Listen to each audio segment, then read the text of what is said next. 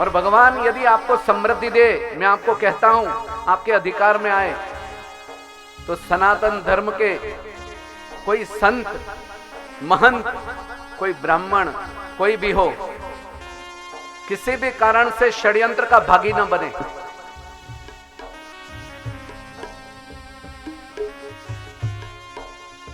आज हमारी न्याय व्यवस्था देखेंगे। मैं कहना चाहूंगा संत श्री आशाराम बापू के बारे में।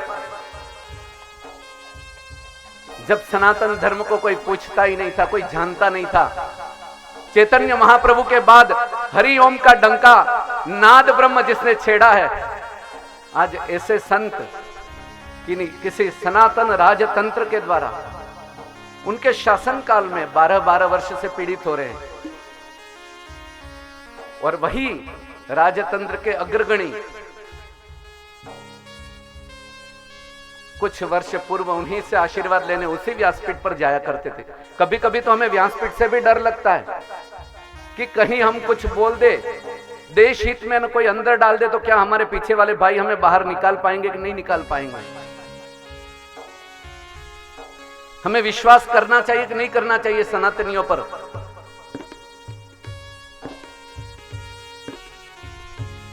जहां पर देश में एक और सांता क्लॉज नाम के जोकर का प्रचार प्रसार हो रहा था, हमारे भारत के युवाओं को जोकर बनाने की व्यवस्था हो रही थी, उस समय में किसी संत ने, किसी महंत ने तुलसी पूजन का डंका, तुलसी पूजन का उस दिन को आयोजन रखा।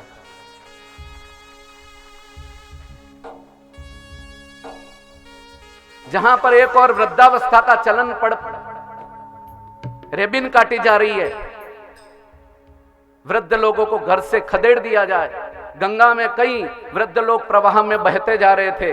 ऐसे में किसी एक संत ने 14 फरवरी मातृ पितृ पूजन दिवस मनाया। अपने माता पिता का आदर करो, ताकि कोई माता पिता अपने घर से बाहर क्यों निकले, क्यों वृद्धाश्रम में जाए, क्यों कोई गंगा में कूद पड़े।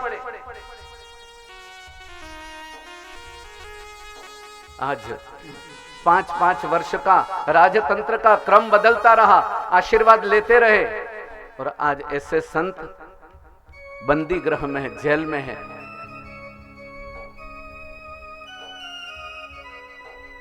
मैं तो कहता हूं कि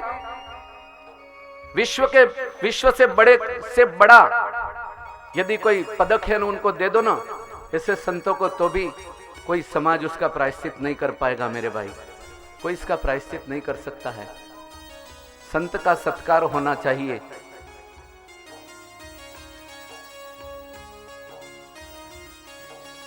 मैं तो कहता हूं हमें कहना पड़ रहा है विवश होकर कि हमें हमारी न्यायपालिका पर पूरा भरोसा है।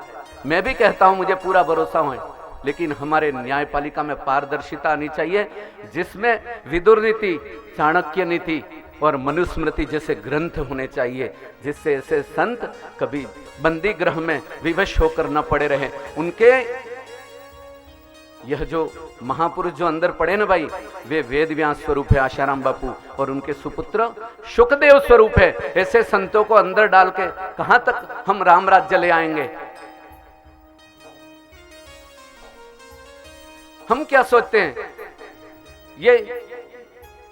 ये इनकी समस्या है।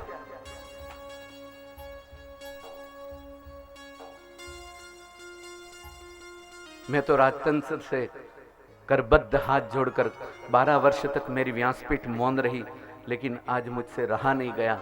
मैं तो बड़ी बड़ी व्यासपीठों को भी कहता हूं कि जिन व्यासपीठों से धर्म और अधर्म का मापदंड तैयार किया जाता है, उन व्यासपीठों से चूं तक नहीं निकली। ऐसे संत के विषय में धिक्कार है उनको।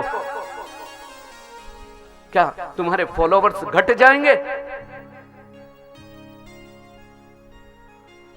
Till the end.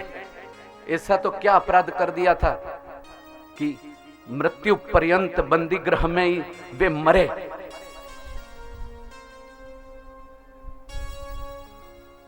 खाली 0 FIR में, जब तक जीवित है तब तक जेल में ही मरे।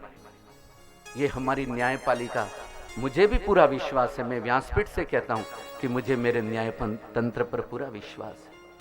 ऐसे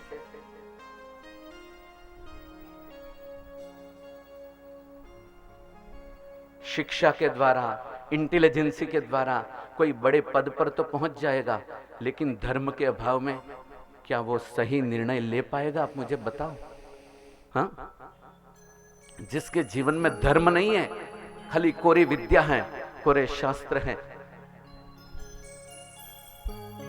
कोरी विद्या है,